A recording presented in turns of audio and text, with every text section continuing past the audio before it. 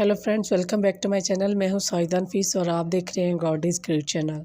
खुदावंद के ज़िंदा जलाली और बाबरकत नाम में आपको मेरा दिली सलाम। मेरा ईमान है कि खुदावंद के फजल व करम से आप खैरियत से होंगे। सो आज की वीडियो में हम सीखेंगे कि खुदा की नई दुनिया कैसी होगी।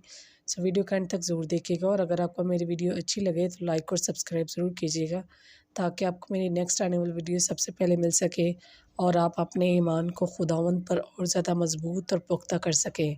सो चलिए चलकर शुरू करते हैं अपनी वीडियो को और सीखते हैं कि खुदा की नई दुनिया कैसी होगी। बाप और बेटे और रुल कुद्दस के नाम में आमीन। मुकाशफा 21 बाब 1 से 5 आयत तक कलाम मुक़द्दस में कुछ यूँ लिखा है। पेशगो यूहन्ना ने खुदा की नई दुनिया देखी। वो लिखता है, मैंने नया आसमान और नई ज़मीन देखी। पहला आसमान, पुरानी ज़मीन और समंदर ना रहे।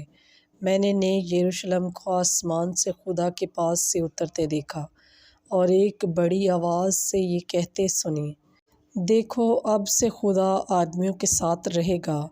वो उसकी उम्मत होंगे और हमेशा तक उसके साथ रहेंगे। वो उनकी आँखों के आंसू पोंछ देगा। अब न मौत होगी, न नाला, न गम, न कोई दुख, क्योंकि पुराना गुज़र चुका। और तख्तनशीं ने कहा, देखो मैं अब सब कुछ नया बनाता हूँ।